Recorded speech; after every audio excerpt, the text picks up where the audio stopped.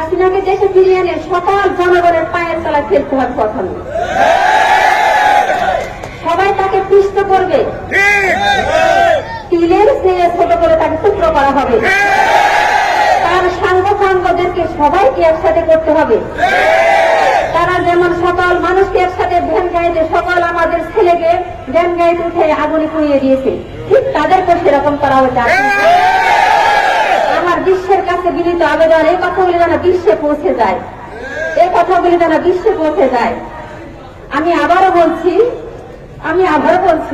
আমার বাবাকে তো আমি আর পাবো না, তবে আমি আমার এই দেশ থেকে দেখতে চাই তার দলবল সহ সকলের শাস্তি এবং সকল সেক্টরে ট্রাফিক থেকে শুরু করে পুলিশ। আমি সেদিন প্রশ্ন করলাম, ওসি স্যারকে বললাম যে আপনারা সেদিন কোথায় ছিলেন? আমার বাবাকে তো এবার মারা গেছে।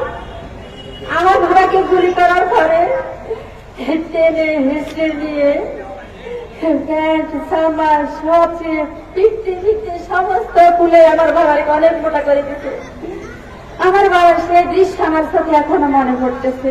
তারপরে আবার আমার বাবাকে তদন্ত করা হয়েছে, তারপরে কি যেন করা ময়না তদন্ত করা হয়েছে। এগুলো আসলে না করলেও হতো, তবুও কষ্ট যেতে দিয়েছে, আমি তার সুষ্ঠু বিচার চাই। এমনকি আমার সকল সন্তানেরা যেন নির্বিঘ্নে চলাফেরা করতে পারে বাংলার জন্য।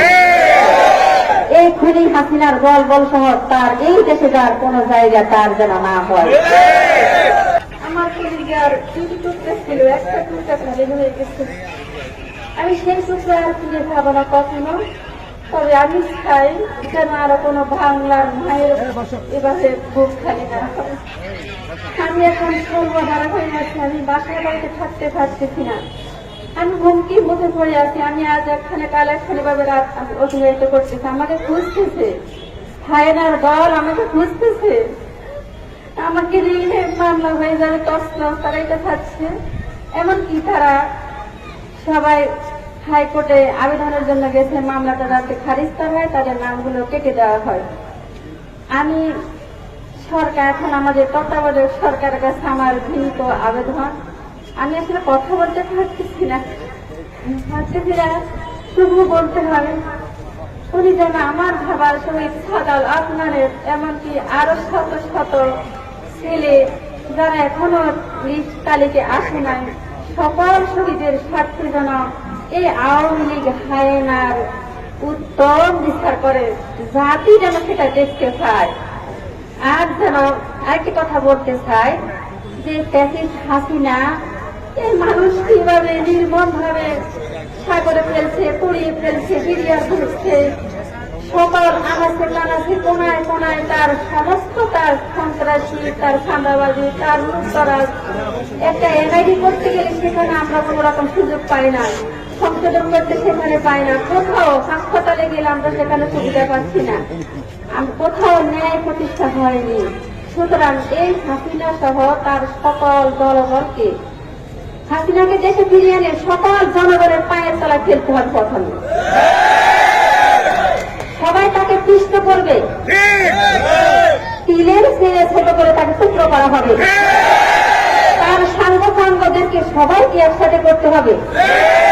তারা যেমন সকল মানুষকে একসাথে ভ্যান গাড়িতে সকল আমাদের ছেলেকে ভ্যান গাড়িতে উঠে আগুনে পুড়িয়ে দিয়েছে, ঠিক তাদেরকে সেরকম করা হয়েছে।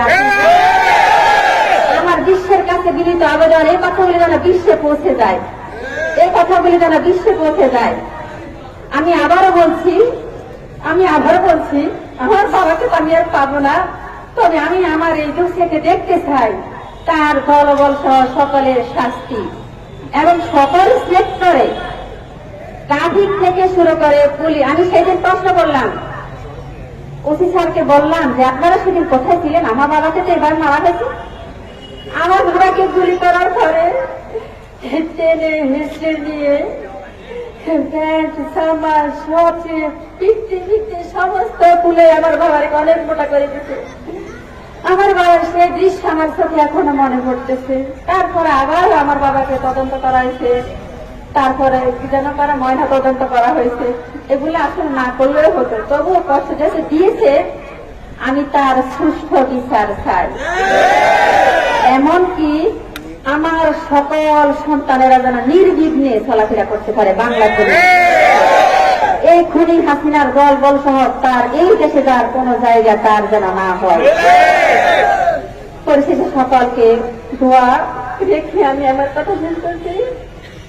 সবাই আল্লাহ পাক যেন সবাইকে সুস্থ শরীরে নিয়ে খায়া দান করে। আমার তাহিদুল্লাহ বিল্লাহ। আসসালামু আলাইকুম ওয়া রাহমাতুল্লাহ।